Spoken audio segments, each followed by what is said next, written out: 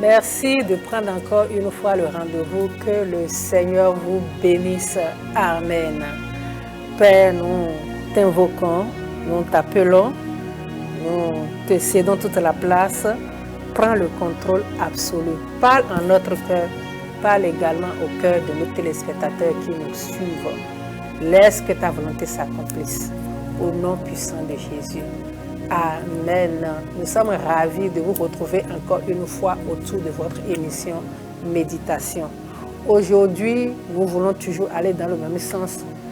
Et comme nous l'avons commencé il y a quelques semaines, Dieu écoute nos cris, Dieu entend nos prières, Dieu nous exauce toujours, il ne nous abandonne pas. Nous, ce que nous avons à faire, c'est de rester dans sa volonté. C'est lui adresser les prières selon sa volonté. Et le miracle nous sera accordé à coup sûr. Il a besoin de notre foi, de notre détermination, de voir que nous sommes fermes dans notre prise de décision. Et ce que lui a déjà accompli depuis des millénaires, nous allons goûter à cela et avoir notre part de la bénédiction. Que le Seigneur vous bénisse. Aujourd'hui, nous allons voir l'exemple de Christ également, qui, en ce temps où il était dans la chair sur la terre, il priait également. Et cela nous montre l'infaillibilité de notre Dieu. Cela montre que notre Dieu maîtrise tout. Notre Dieu contrôle toute situation. Il n'y a aucune situation sur cette terre qui l'échappe. Et qu'en serait-il de la situation de notre vie ou de ce que nous voulons, ce que nous désirons, et ce qui est au fond de notre cœur et l'objet de notre prière, l'objet de notre cri vers lui, il écoute, il entend, il ne nous abandonne pas. D'ailleurs, il a dit dans la lettre aux Hébreux 13, le verset 5b, la Bible dit en effet, Dieu lui-même dit, non, je ne te laisserai pas, je ne t'abandonnerai pas. C'est la promesse qu'il nous a faite. Et également, il ne nous laisse pas, il ne nous abandonne pas. Il n'y a aucune situation qui lui échappe. Et moi, nous allons vous dire également du rôle de ce plateau, mais pourquoi nous posons tant de questions? Est-ce que Dieu m'écoute? Est-ce qu'il m'exauce? Est-ce que Dieu m'écoute? Est-ce que moi je peux prier? Est-ce que je suis digne de recevoir sa faveur? Chers téléspectateurs, vous êtes dignes parce que le but de Dieu, le plan de Dieu, sa volonté parfaite pour nous, c'est que nous tous, nous parvenons au salut et c'est ce qu'il veut pour nous. Il veut que nous tous, nous soyons ses fils d'adoption et que l'œuvre que son Fils, le Christ, a opérée sur la croix, que nous ayons notre part dedans. Donc, nous n'aurons pas de raison à dire que le Seigneur ne nous écoute pas, le Seigneur nous a laissés. Ici, nous allons voir l'exemple de Christ. Nous sommes toujours dans le livre de Hébreux. Cette fois-ci, le chapitre 5, le verset 7. La Bible nous dit, le Christ, pendant sa vie sur terre, a adressé à Dieu des prières et des supplications, avec de grands cris et des larmes. Il a prié Dieu pour qui pouvait le sauver de la mort. Et Dieu l'a écouté parce qu'il était fidèle. Chers téléspectateurs, si notre Seigneur, notre Sauveur, étant sur cette terre, nous a montré les bels exemples, il nous a montré de beaux tableaux pour que nous aussi, nous puissions l'imiter. Et que lui,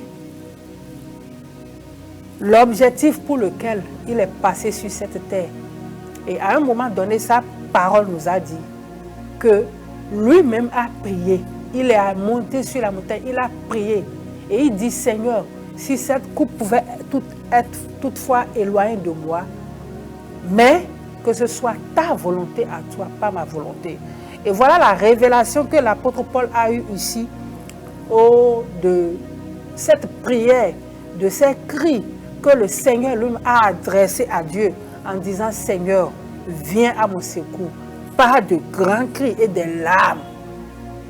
Chers téléspectateurs, mais à la fin, la révélation de cette parole est que Dieu l'a écouté parce que Dieu est fidèle. Parce que le troisième jour, il est rentré dans sa gloire, il est ressuscité. Voyez-vous, si Christ, qui incarnait Dieu, quand il était sur cette terre, a prié de cette manière, qu'en serait-il de nous autres, chers téléspectateurs? Et aujourd'hui, nous trouvons des excuses.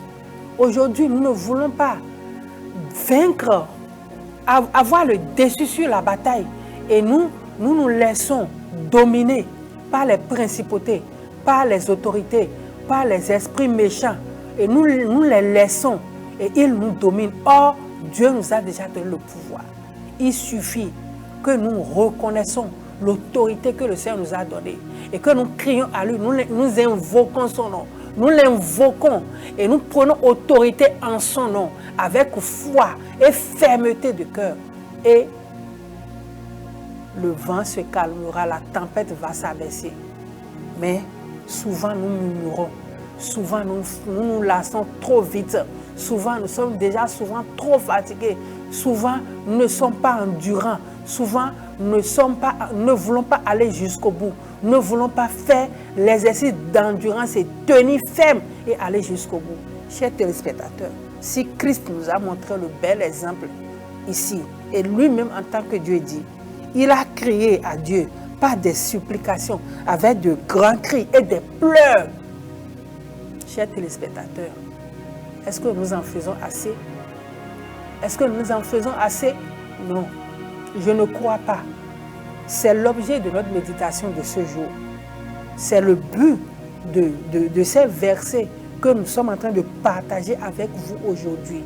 Que nous retrouvons notre chemin de prière et que nous retournons à la méditation de la parole de Dieu pour que cela aiguise notre foi. La Bible nous a dit dans le livre de Hébreux, le livre de Thessaloniciens, pardon, chapitre 5, le verset 17, la Bible nous a dit « Priez sans cesse ». Priez sans cesse. Ça veut dire que nous ne pouvons pas nous lasser de converser avec Dieu, de présenter nos requêtes à Dieu, de lui dire ce qui est sur notre cœur. Nous ne pouvons pas nous fatiguer de le dire.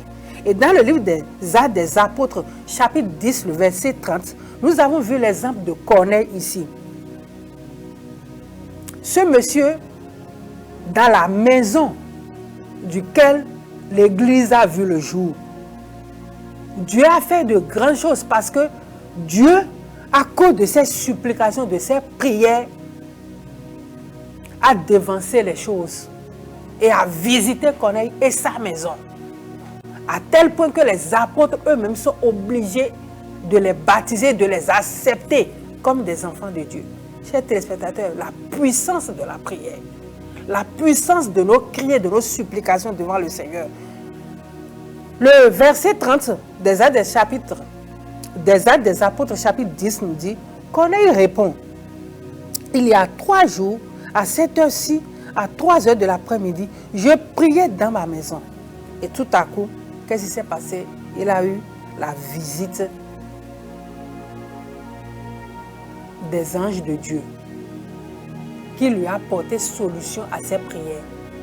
Chers téléspectateurs, nous devons nous mirer dans ces exemples. Nous devons nous inspirer de ces exemples et nous lever encore. Toi qui es affaibli, vous qui êtes fatigué, vous qui vous dites « je n'en peux plus », vous qui vous dites « nous sommes fatigués, je ne peux plus, j'attends la solution mais je ne vois pas ».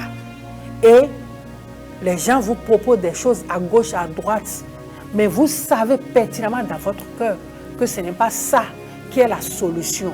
Ce n'est pas ça qui est la réponse. Ce n'est pas ça qui va vous donner la paix, la quiétude, la joie que le Seigneur accorde. Vous savez pertinemment.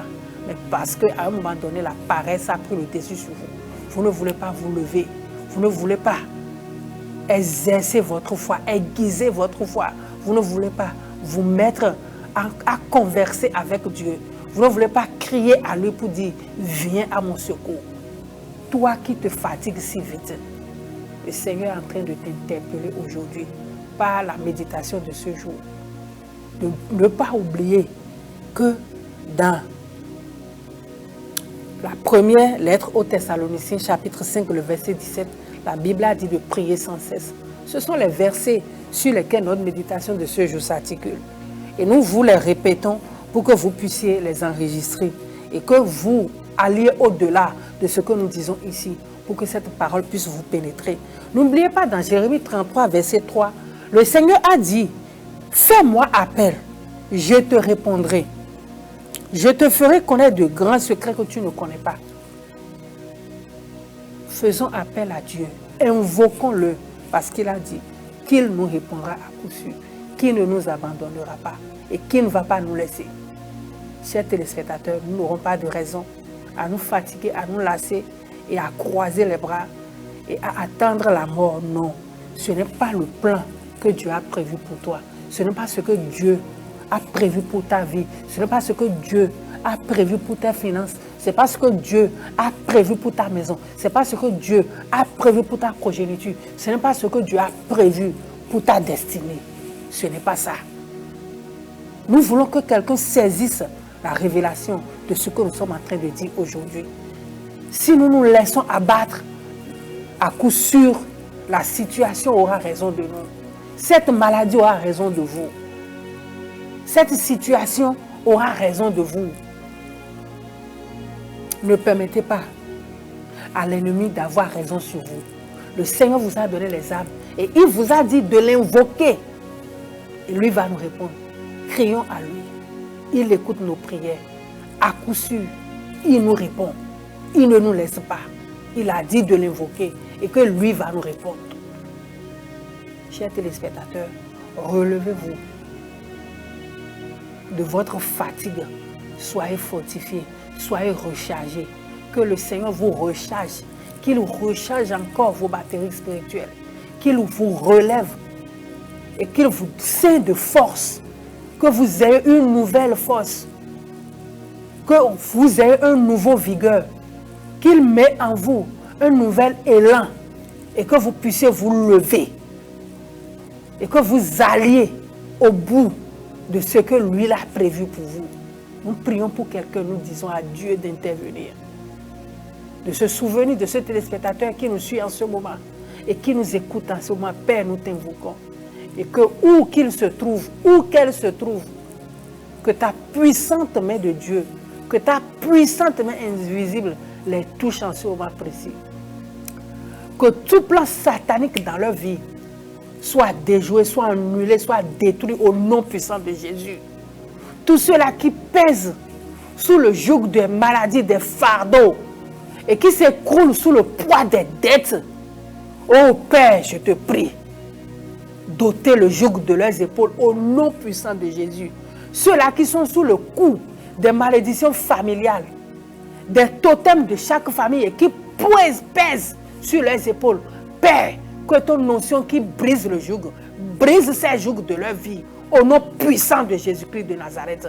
Seigneur, nous prions pour un téléspectateur, nous prions pour un bien-aimé qui se retrouve dans des situations compliquées, difficiles, et que la mort rôde autour de lui.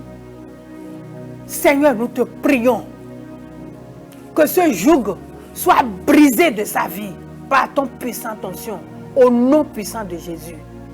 Que le feu de Dieu descende et consume toute œuvre satanique, diabolique, qui perturbe leur vie jusqu'à ce jour. Au nom puissant de Jésus, nous chassons de leur vie tout démon qui vienne inoculer des maladies incurables dans leur vie. Recevez votre guérison maintenant par la puissance de Jésus-Christ. Au nom puissant de Jésus, nous venons de prier. Chers téléspectateurs, c'est ce que nous avons à partager avec vous aujourd'hui. Restez bénis. Que le Seigneur vous garde et qu'il vous protège. Qu'il ouvre votre entendement et que ces bénédictions ne vous fassent pas défaut. Recevez la paix et la joie de notre Seigneur Jésus-Christ. Au nom puissant de Jésus. Amen. Restez bénis.